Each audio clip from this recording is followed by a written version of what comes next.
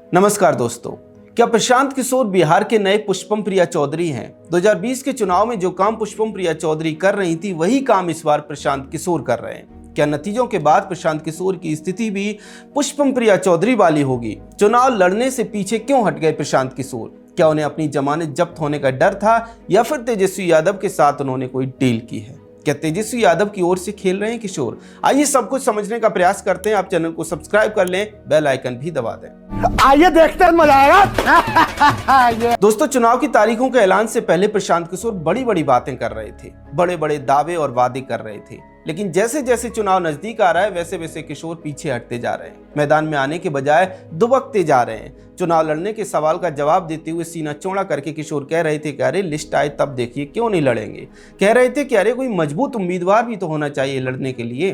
तमाम लंबी लंबी फेंक रहे थे। इसके साथ साथ उनकी विशाल पीआर टीम भी खबरें लीक कर रही थी कि किशोर राघवपुर से तेजस्वी यादव के खिलाफ चुनाव लड़ेंगे, तेजस्वी यादव को टक्कर देंगे और जीतेंगे। वे राघवपुर विधानसभा में दौरा करने भी गए और खुद को लड़ने वाले नेता के तौर पर पेश किया। लेकिन जब प्रत्याशियों की लिस्ट आई तो समझ आया कि पीआर के नीचे सब पिलपिला है, प्रशांत नहीं है। जी हाँ, राघवपुर से प्रशांत किशोर ने अपनी पार्टी जनसुराज की ओर से चंचल सिंह को टिकट दिया है। इसके साथ ही उन्होंने ऐलान कर दिया है कि वे कहीं से भी चुनाव नहीं लड़ेंगे। सवाल है क्यों?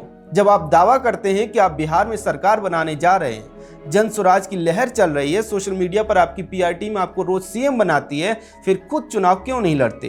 किशोर का कहना है कि उनकी पार्टी के लोगों ने ऐसा तय किया है। सवाल है कि पार्टी किसकी है?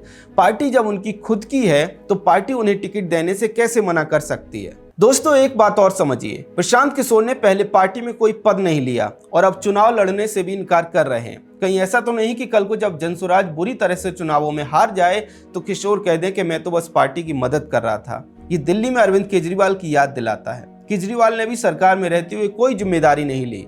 उनका पीआर भी लगभग ऐसा ही था, समस्याएं गिनाने वाला। हमने अपनी एक वीडियो में बताया है कि कैसे प्रशांत किशोर बिहार के केजरीवाल दिखाई देते हैं। देखिए, प्रशांत किशोर चुनावी रणनीतिकार थे। वे आईपैक नाम की कंपनी चलाते थे और दूसरी पार्टियों के लिए चुनाव में रणनीति बनाते थे, प्रचार करने का काम करते थे। उन्होंने टीएमसी, कांग्रेस समेत कई दलों के लिए अलग अलग चुनावों में काम किया। जब वे सफल रणनीतिकार बन गए तो उन्हें लगा कि वे नेता भी बन सकते हैं और इसलिए उन्होंने 2024 में जनसुराज नाम से अपनी पार्टी शुरू कर दी। इसके बाद पीके ने पब्लिक रिलेशन वाला अपना दिमाग लगाया और सोशल मीडिया पर जमकर पैसा फूंका।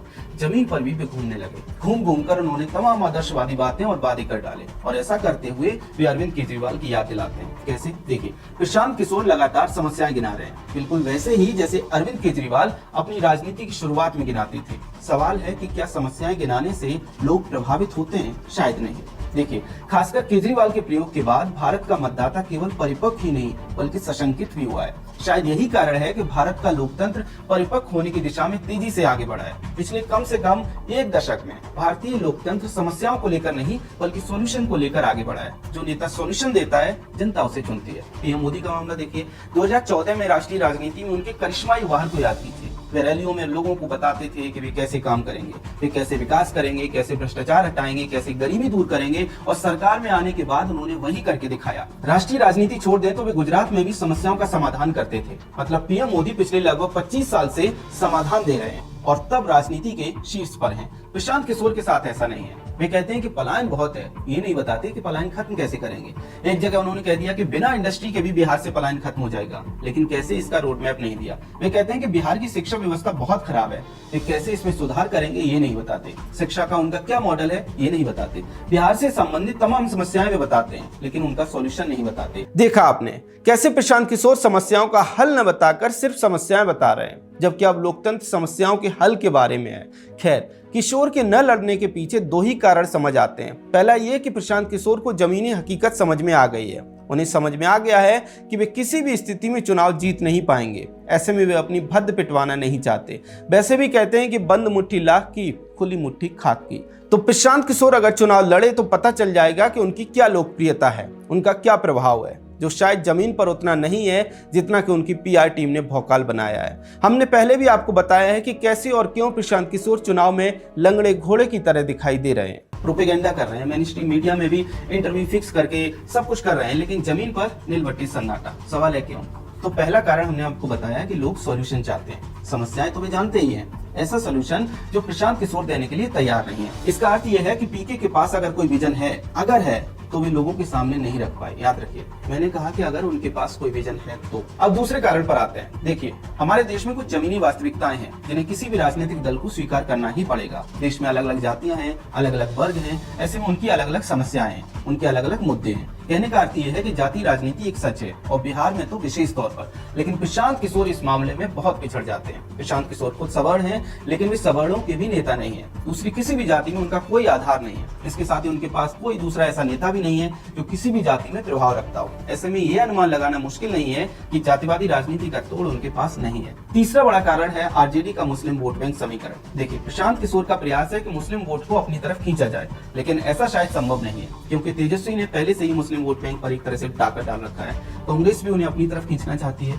ओबीसी भी बिहार में चुनाव लड़ रहे हैं। कह सकते हैं कि महागठबंधन के दल पहले से मुस्लिम वोट बैंक को अपने पाले में करके बैठे हैं। याद रखिए, मुसलमान इस मामले में बहुत सतर्क दिखाई देते हैं कि वे उसी दल को वोट देते हैं जो बीजेपी को हरा सके, और बिहार में उन्हें ये उम्मीद महागठबंधन से दिखाई देती है। ऐसे में वे प्रशांत किशोर को वोट देकर शायद ही अपने वोट बढ़ने दें। ये बात पीके भी जानते हैं, इसलिए अब वे तेजस्वी से समझौता करने का प्रयास कर रहे हैं कि मुस्लिम बहुल सीटों पर एक दूसरे के खिलाफ कैंडिडेट न उतारे। यही से हमें चौथा कारण भी समझ आता है। देखिए, प्रशांत किशोर भले ही आरजेडी की आलोचना करते हैं, लेकिन पिछले कुछ दिनों से वे लगातार बीजेपी पर आक्रामक हैं। बीजेपी नेताओं पर अनाप शनाप आरोप लगा रहे हैं, और अब तो खुलकर तेजस्वी से सीटों को लेकर डीलिंग करने का प्रयास भी कर रहे हैं। इससे लोगों के अंदर ये संदेश गया है कि प्रशांत किशोर को पीछे से आरजेडी ने समर्थन दिया है, और आरजेडी के खिलाफ तो लोगों में लंबे समय से गुस्सा है। ऐसे में नए चेहरे का जो लाभ प्रशांत किशोर बिहार में उठाना चाह रहे थे, वो भी शायद उन्हें न मिले। पांचवा कारण जो बहुत महत्वपूर्ण है वो है संगठन का ना होना। जी हाँ, प्रशांत किशोर प्रोपेगेंडा में भले ही पीएम बने घूम रहे हैं, लेकिन सच्चाई यही है कि अभी तक उनकी पार्टी जनसुराज का जमीन पर मजबूत संगठन दिखाई नहीं देता। कुछ जिलों में जिला स्तर का संगठन तो है, लेकिन उससे नीचे ब्लॉक स्तर और बूथ स्तर का मजबूत संगठन